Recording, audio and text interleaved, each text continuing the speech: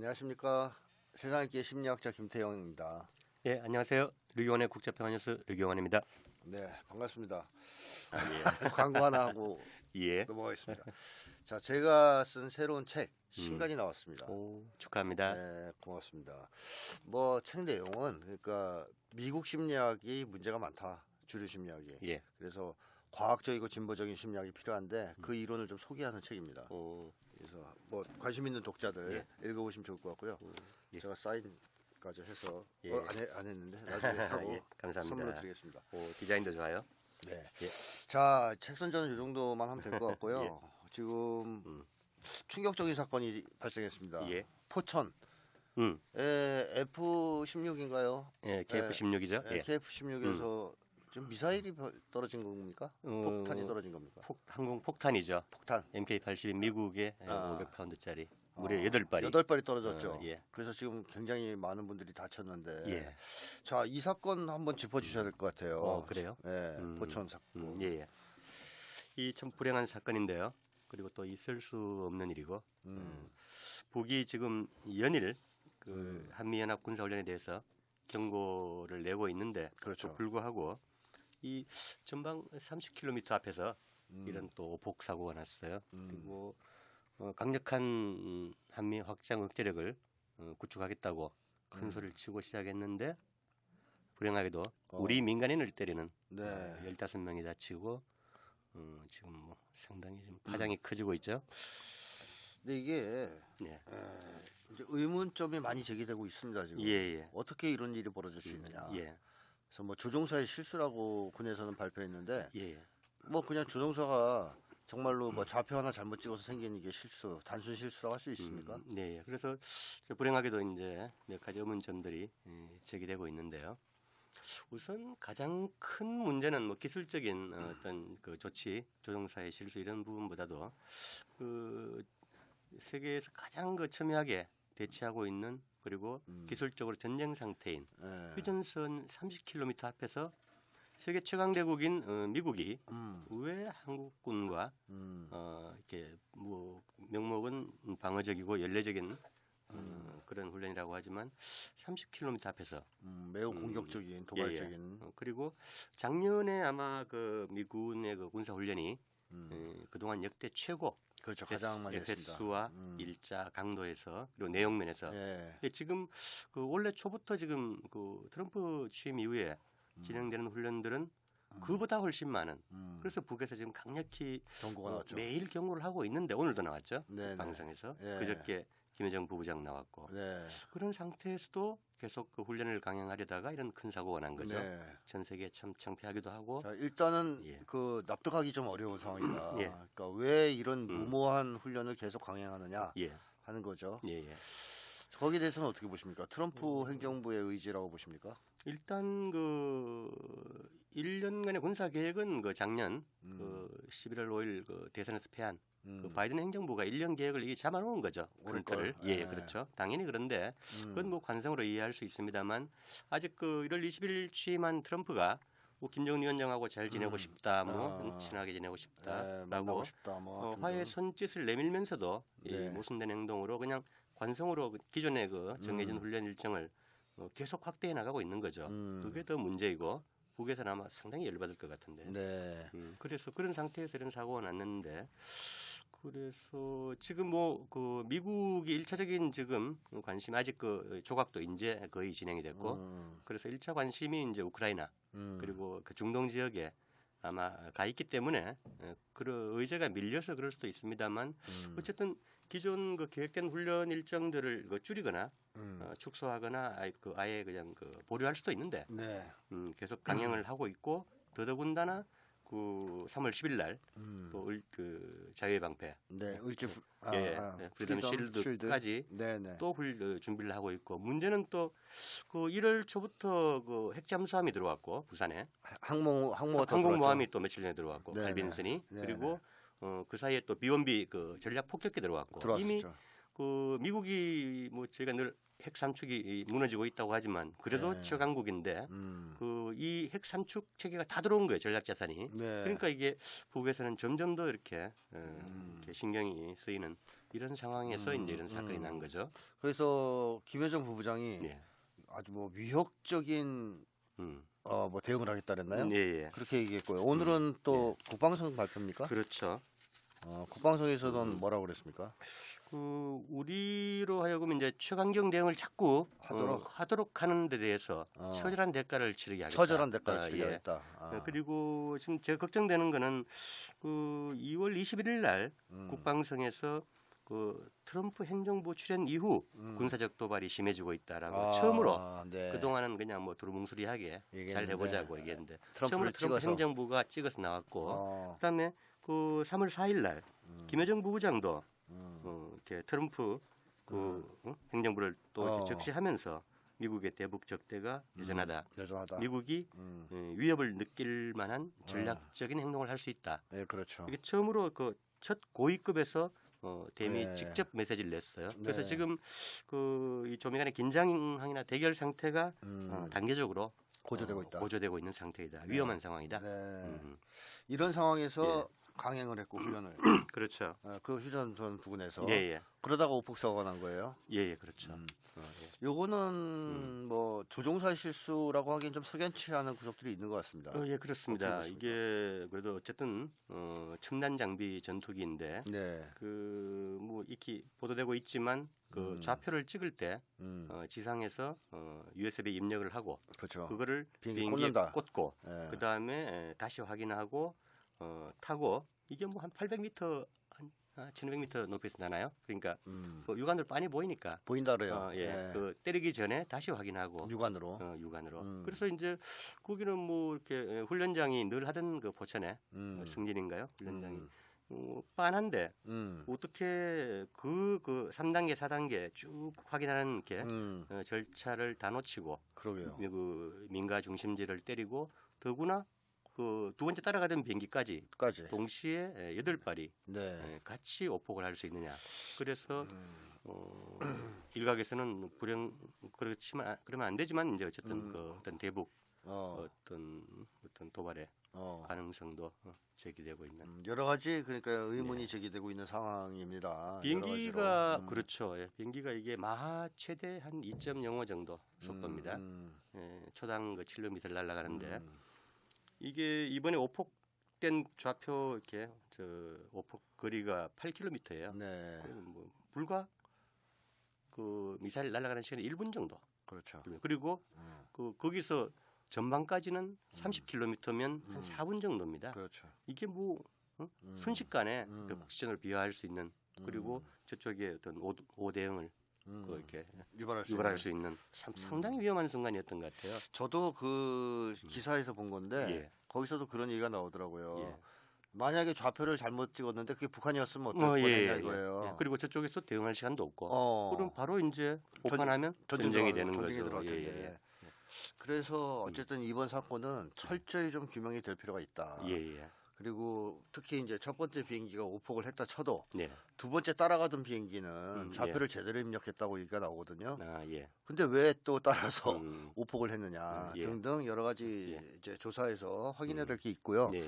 그 다음에 말씀하신 대로 지금 문제는 한반도 긴장이 계속 고조되고 있다라는 겁니다. 그렇죠. 예. 네, 여기서 심상치 않은 징후들 같은 게 좀 있는 것 같은데 예를 들면 뭐 관광객을 갑자기 안 받는다는 얘기가 나오는데요. 그건 어제 그렇죠. 갑자기 이제 중국에서 들어오던 그 낮은 선봉 쪽에 관광객 올스톱 시켜버렸죠. 그렇죠. 북에서. 예. 그래서 외국의 그 관광 회사들 반응이 통보 못 받았다 사전에 협의도 없었다. 굉장히 놀라고 있다 우리도. 그냥, 이런 반응들이거든요. 그냥 순간에 잘라버린. 그렇다면 지금 나선 관광을 전격적으로 취소한 것이 최근에 이런 긴장 고조와도 관련이 있을 수 있다. 예, 그렇게 추정할 수 있겠죠. 자, 이런 상황에서 한국은 대통령도 없는 상황입니다. 안타깝게도.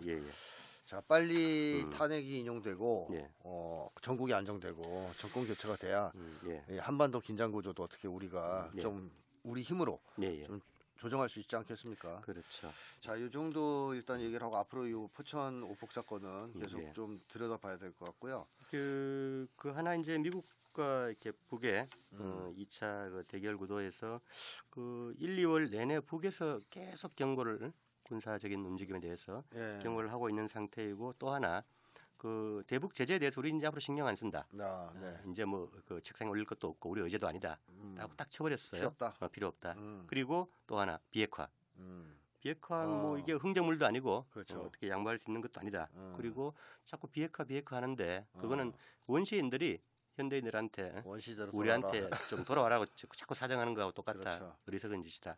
그래서 아, 문제는 어. 그 2019년 이제 6년 전에 미국이 이제 그 하노이 노딜로 천재유리의 길을 놓쳤지만 이제 그 다시 조미 대화로 이렇게 복귀하기에는 그 이런 것들이 이제 비핵이나 제재 부분이 아예 그냥 그 책상에서 없어진 상당히 문턱이 높아진 상태에서 들어갈 수밖에 없다. 그렇죠. 그런데 이렇게 군사적인 그 긴장을 계속 그 끌어올리는 게 트럼프의 어떤 그 의도가 있는가 이 부분을 한번 계속 지켜봐야 될 것 같아요. 뭐 그런 설도 있습니다. 저도 뭐 일정 정도 동의하는 부분이 있는데 예, 네오콘을 아직 완전히 장악을 못했다. 네오콘 세력을 군대에 있는 예. 쳐내지 못했다. 트럼프가.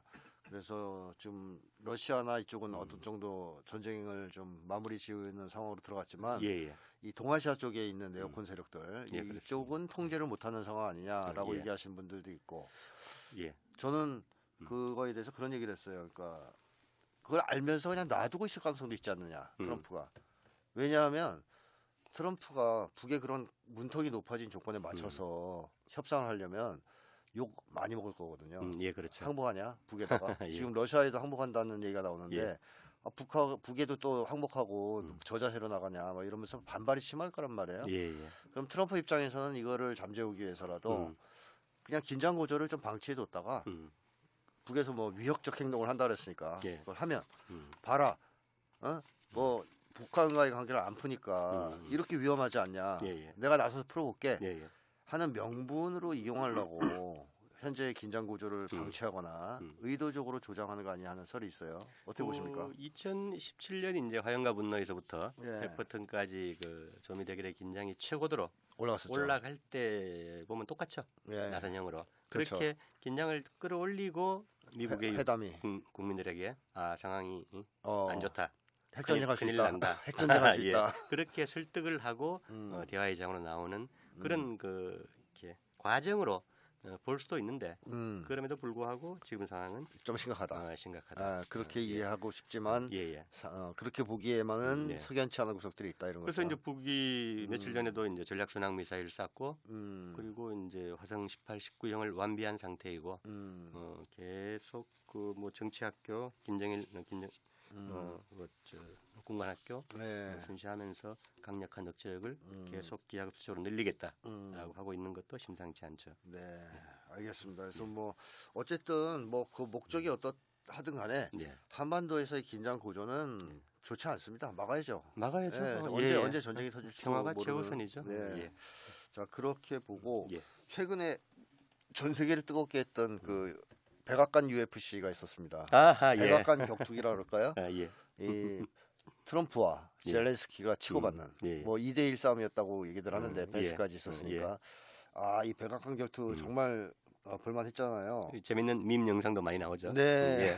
요즘 AI가 좋았어. 자 이거 평가를 한번 해주시죠. 이제 예. 지금 이미 이제 끝났는데 백악관 전투는 예, 예. 결투는. 그래서 뭐 현상적으로 보면 참 그 정상 그 회담 더구나 이 백악관 집무실 그 안방에서 네. 그 세계적인 이렇게 코미디가 벌어진 거죠. 근데 이제 트럼프 여러 가지 이제 여기 의미는 이제 쭉 정리가 되고 있는데 나오고 있는데 트럼프가 우선 보여주고 싶었던 건 어쨌든 그 우크라이나전 패배를 빨리 수습하고 빠져나와야 되는데 아직 그 젤렌스키가 버티고 있다. 그래서 이놈이 문제다.